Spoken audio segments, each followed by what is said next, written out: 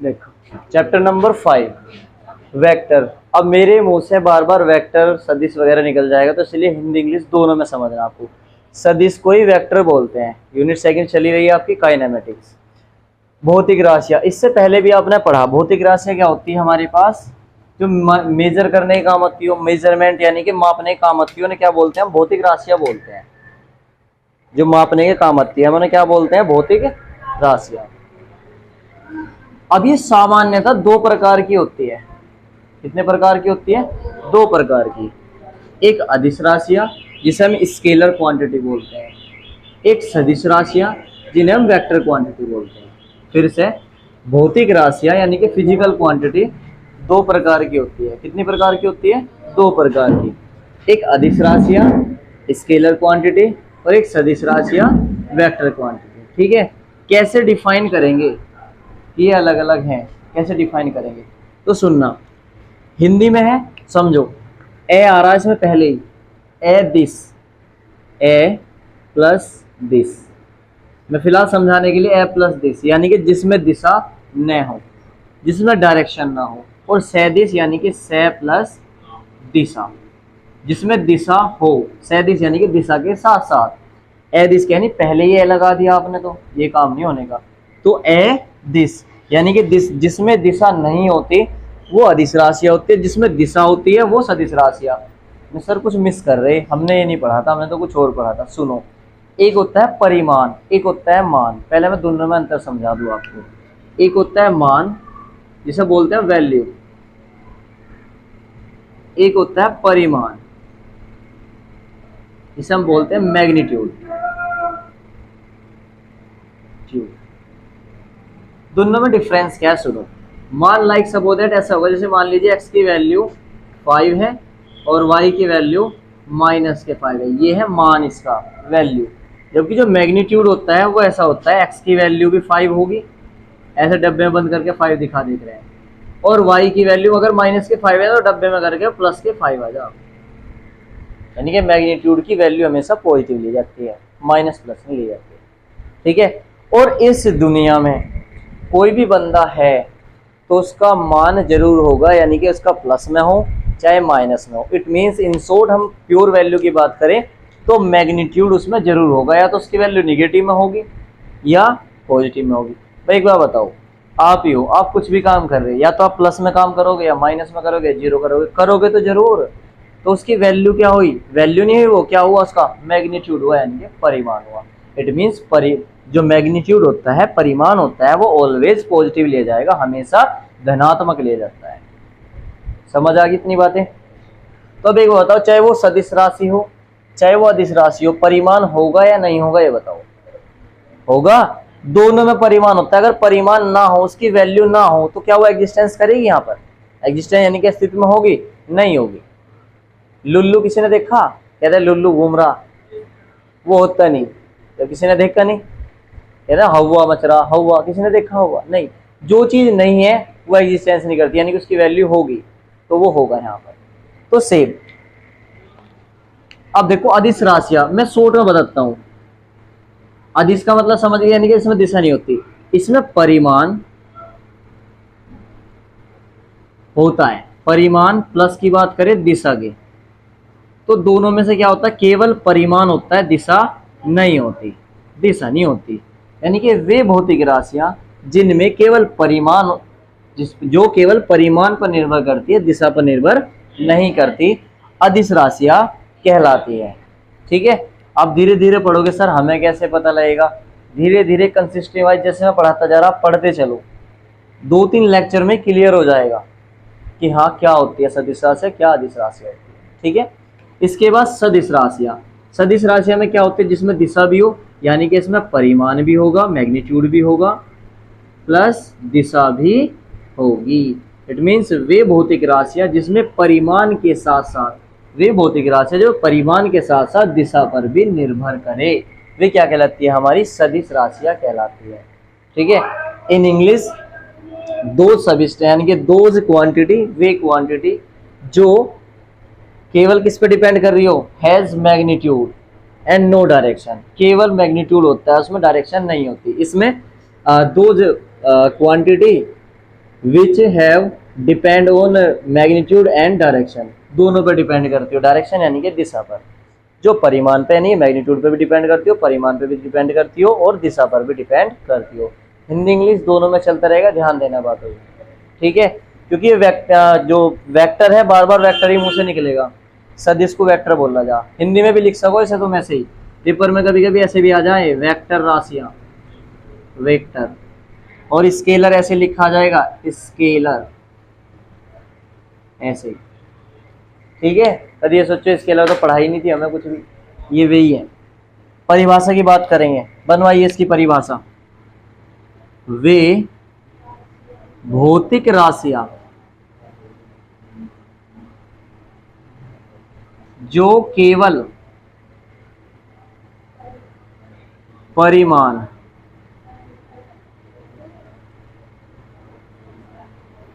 पर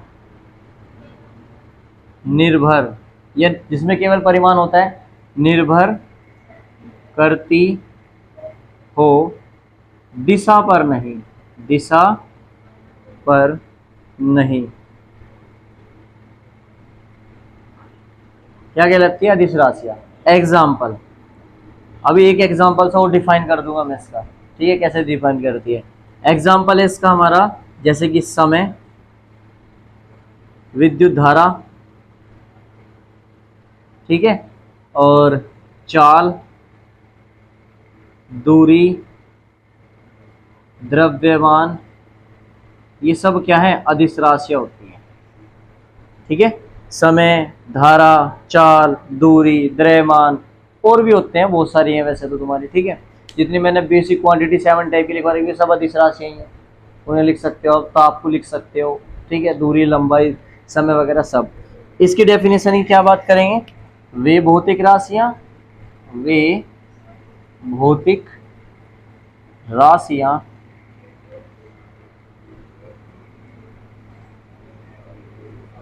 जो परिमाण के साथ साथ दिशा पर भी निर्भर करे या करती हो, सदिश राशियां या वेक्टर क्वांटिटी, सदिश राशियां कहलाती हैं। बोलो बेटे, समझ आ गया क्या बच्चे? यानी कि वे भौतिक राशि जो केवल परिमाण पर निर्भर करती हो, दिशा पर निर्भर नहीं करती, वे अदिश राशियां कहलाएंगी, स्केलर क्वांटिटी कहलाएगी। वे भौतिक राशि जो परिमाण के साथ साथ दिशा पर भी निर्भर करती हो, सदिश राशियां कहलाएगी।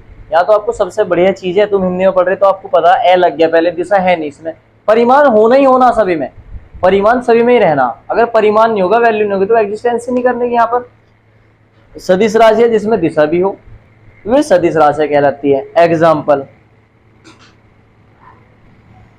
जैसे कि एग्जाम्पल है इसके भाई साहब, वेग, विस्थापन, रेखीय त्वरण, बल, ठीक है, आदि। ये क्या है? हमारी सदिश राशियां होती है। संवेग हो गया, संवेग भी सदिश राशियां हैं, संवेग, ठीक है, आदि बहुत सारी होती हैं, ये भी धीरे धीरे पता लग जाएंगी आपको, आदि, ठीक है। अब यहाँ कहेंगे सर हमें कैसे पता लगा करेगा, इसमें दिशा है नहीं है? धीरे धीरे प्रैक्टिस है। मैं एक शॉर्ट ट्रिक दे रहा आपको, जो कि 90% कारगर है। 90% जो भौतिक राशियां वे वर्ड्स है, वे तो समझते हो, वे या वे से स्टार्ट होगी ना, मैंने सब की बात नहीं करी, 90% समथिंग जो भौतिक राशियां वेर वे से स्टार्ट होती है ना, वे सब सदिश राशियां होंगी। वे या वे से स्टार्ट होगी जो, वो 90% है रूल। एक अद्धी अपवाद भी आ सकता है, कभी कह लो नहीं सर ने बता रखी तो होगी, एक अद्धी अपवाद भी आएगी, ठीक है। जैसे बल, आगुन, सदिश राशियां, वी, वे ही तो अद्धत है, ये तो आगे आगे वे, संवेग में वे आ रहा, मैंने कहा 90%, और भी हो सके, इसलिए 100% नहीं कहा, क्योंकि 100% कोई भी चीज़ नहीं हो सकती। लाइफ बॉय भी कहता है 99.99% कीटाणु मारता है, 100% नहीं मारता, क्योंकि वो साइंस के साथ चल रहा। साइंस खुद कहता है 100% चीज़ कोई नहीं हो सकती। ठीक है, कर लोगे अब तो ऐसे याद। एक एग्जाम्पल से समझाऊं, एक एग्जाम्पल से कि कैसे दिशा पर निर्भर करती है, कैसे पे नहीं, समझो। चलो मैं नीचे बता देता हूँ। देखो, शायद मैंने इससे पहले भी वो एग्जाम्पल आपको डेफिनेशन किया हुआ है। देखो, हमने एक वृत्त ले लिया ऐसे, ये ए है, ये बी है, ये इसकी त्रिज्या आर है, ये आर है, पूरा गोला है। ठीक है, अब जो बंदा है वो चलेगा ए से बी तक। देखो, ए से बी, ए से बी चला, ए से बी, तो आप दूरी निकाल लो और विस्थापन निकाल लो। यहाँ थोड़ा सा और क्लियर होगा। दूरी बताओ, दूरी यहाँ कोई तो चला होगा, वो ए से बी तक गया, तो दूरी कितनी होगी? पाई आर। भाई पाई आर ये होती है, पाई आर होती है, परिधि कितनी होती है टोटल? 2 पाई आर, परिधि पे तो चलेगा वो, तो पाई आर कितनी होगी? पाई आर। और विस्थापन सर शॉर्टकट, आर और आर, 2r। बोलो भाई सही है ये? ठीक है, अब जो वस्तु है नेक्स्ट वाले केस में, ए से ए पे आ गई, ए से ए से ही निकालते हैं जी। तो दूरी बताओगे आप और विस्थापन। बोलो बेटे दूरी कितनी इसकी? पाई आर प्लस पाई आर कितनी होगी? 2 पाई आर, मतलब पाई आर और प्लस यहां से यही नहीं आगे क्या वापिस 2 पाई आर। और विस्थापन 0, ए से चला ए पे आ गया 0।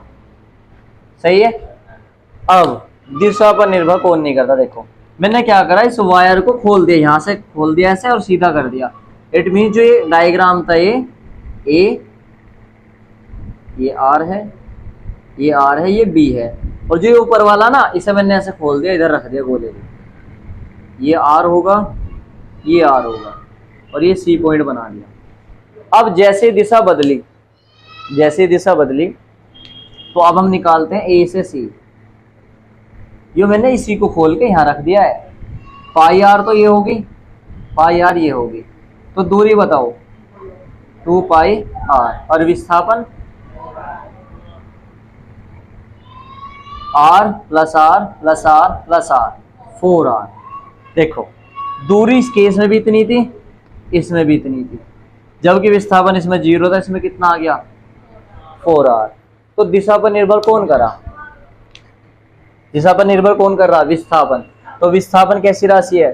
सदिश। और ये निर्भर नहीं कर रहा था कि अल्लाह की इधर को भी घुमाओ, बाइक का पहिया घूमेगा, तेल पीएगी पिएगी, यहीं घुमाते रहो, चाहे स्टैंड दिखाते रहो, गिरवाते रहो तेल। हाँ ठीक है, नहीं चलती हुई खड़ बंद कैसे तेल पिएगी? करिए नोटिस है।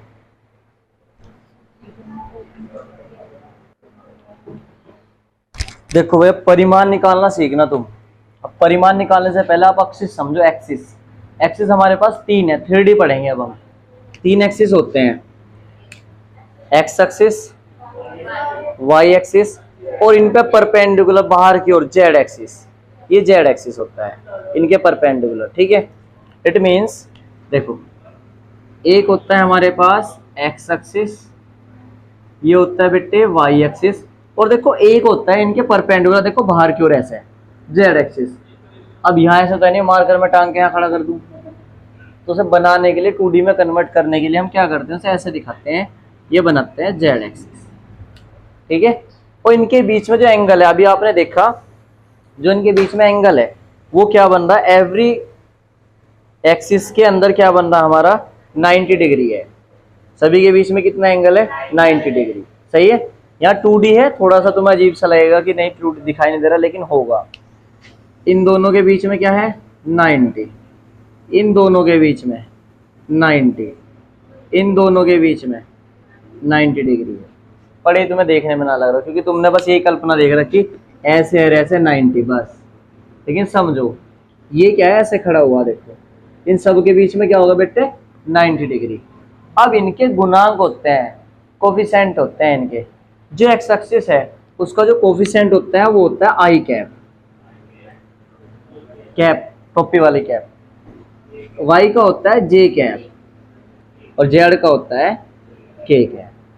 ठीक है, जब भी कोई भी डिजिट आपको आई जे के में दिखाई दे रही तो वो वेक्टर रूप में आएगी।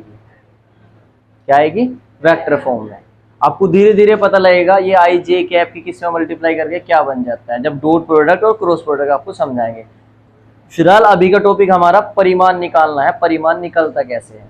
ठीक है, तो आपके पास कोई डिजिट आ गई, मान लीजिए वेक्टर ए की वैल्यू दे दी उसने, ऐसे वेक्टर का साइन होगा ऊपर तीर का निशान, वेक्टर ए की, वो आपको दे दिया 2i cap plus 3j cap plus के 4k कैप। ये कुछ भी आ सकता है, जरूरी नहीं है यही आएगा। ठीक है, तो अगर इसका परिमाण निकालना है, मैग्नीट्यूड निकालना है, परिमाण, तो ये होता है मोड ऑफ ए, इसे बोलते हैं मोड ऑफ ए। और इसे ये तीर आया और इस मोड को तोड़ आया, तो तोड़ दे ऐसे उस तरह से, और ये बन जा ए। और इसका फॉर्मूला होता है ऐसे, आई के गुणांक, आई कैप के गुणांक का स्क्वायर प्लस मोड है, परिमाण है, मान लो ए का निकालना, तो उसको मोड में लिखा गया है। परिमाण को क्या लिखेंगे? वेक्टर ए है, इसका मोड लिखा है ऐसे मोड, और ये तीर आएगा तो तोड़ देगा बस एक तरह से, और ये ए बन जाएगा, इसे परिमाण बोल रहे हैं। ये आई के गुणांक का स्क्वायर प्लस जे के गुणांक, जे के गुणांक का स्क्वायर प्लस के कैप के गुणांक का स्क्वायर। इट मीन्स अगर आपको ए की वैल्यू निकालनी है, मोड ऑफ ए, एक मोड आया और इसे तोड़ आया, आई के गुणांक, आई का गुणांक क्या है बेटे? 2, 2 का स्क्वायर प्लस 3 का स्क्वायर प्लस 4 का स्क्वायर, 4 9 16। ठीक है बेटे, 16 4 20 और 9 29। बस जी, ए का मात्रक, यानी कि मोड ऑफ ए बोल दो इसे, चाहे ए बोल दो, इसका मात्रक हो जाएगा आंसर। कोई इसका मात्रक नहीं होता तो मात्रक लिख के दिखा देख रहे हैं, ऐसे यूनिट, सिंपल आंसर, ऐसे परिमाण निकलेगा। और समझो, लाइक सपोज दैट आपके पास कोई और वेक्टर आ गया, मान लो वेक्टर बी आ गया और उसकी वैल्यू दे रखी 3i कैप माइनस के 4j कैप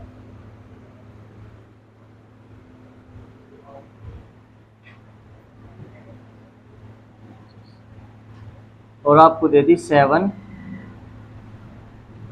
कैप दे दी। ठीक है, आपको मोड ऑफ बी निकालना है, यानी कि बी का परिमाण निकालना, मैग्नीट्यूड निकाला, तो mod of B equal to क्या होगा बेटे? 3 का स्क्वायर प्लस माइनस के 4 का स्क्वायर, बढ़िया, प्लस 7 का स्क्वायर। आई जे के नहीं लिखे जाते इसमें। ठीक है, 3 का स्क्वायर कितना होगा बेटे? 9, 4 का कितना हो जाएगा? 16, माइनस माइनस के प्लस हो जाएंगे, 7 का स्क्वायर 49, 16 9 25 प्लस 49, मिस्टर गौरव 25 में से बाहर आ गया 5 और 49 का आ गया 7, तो 5 प्लस 7 कितना हो गया? 12। 25 में से बाहर नहीं आ गया क्या? 5 हंस रहा तो बता, कार्तिक तू बता बेटे, आने का नहीं ऐसे बाहर? आ जाएगा, बिल्कुल सही कह रहा है। और कौन कौन रह गई है कार्तिक के साथ? कोई सा है नहीं इसके साथ बेचारे, बट टॉपर है तो भैया बाहर ना आने का प्लस में है वो, तो इसे जोड़ लो, कितना हो गया टोटल? बताओ जल्दी। 74, और बस 74 की कोई यूनिट बाहर नहीं आती, आंसर। ठीक है, 12 आ गया था इसका। ये तो देगा वैल्यू बस आपके पास हो, vector A, vector B, value देख रहेंगे आपको। जैसे मान लीजिए ऐसे आ गया आपके पास, एक और एग्जांपल समझो।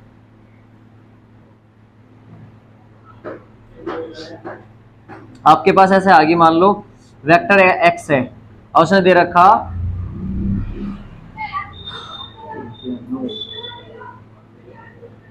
9i cap plus 6j cap, बस ये क्वेश्चन दे दिया आपको, और मोड ऑफ एक्स से निकालना। अब कैसे करें, देखो मोड ऑफ एक्स निकालना ना आपको, परिमाण। तो यार इसे ऐसे भी तो लिख सको तुम, 9i cap plus 6j cap plus 0k cap. नहीं है कि तो छोड़ दो, 0 लगा दो, क्या हो गया, ठीक है। तो एक्स निकालना आपको, mode of x, it means x निकालना, तो क्या करोगे, आई के कांस्टेंट का स्क्वायर कितना है यहाँ पे, 9 का स्क्वायर, 3 का कर लो भाई, 3 का स्क्वायर प्लस 6 का स्क्वायर प्लस 0 का स्क्वायर। मिस्टर फैजान, 3 का स्क्वायर प्लस 6 का स्क्वायर 36 प्लस 0 का स्क्वायर 0। अब जब 0 प्लस में आ गया सब 0 हो जाएगा और वो अलग हो जाएगा, खत्म हो जाएगा। कितना बचा, 16, 36 और 9 कितने हो गए, 49 या 45 हुए, 45, बहुत बढ़िया, 45, ठीक है जी। अब क्या कर लो, 45 से तो कुछ बाहर आता ही नहीं, बस यही आंसर आ गया इसका, एक्स का मान। रूट से बाहर निकाल सको तो निकाल लो, नहीं निकाल पाए तो नहीं। मान लो 49 आ जाता तो निकालना पड़ता, कभी सोचो नहीं छोड़ चल जाएगा काम, फिर निकालना पड़ता। मान लो देखो इसी में अगर 4 लगा दो, मैं ना 2 लगा दो, 2 के तो 2 दूनी 4 आता, वो 49 बन जाता, 49 से 7 बाहर आ जाता, ठीक है। कर लो, परिमाण निकालना ऐसे है।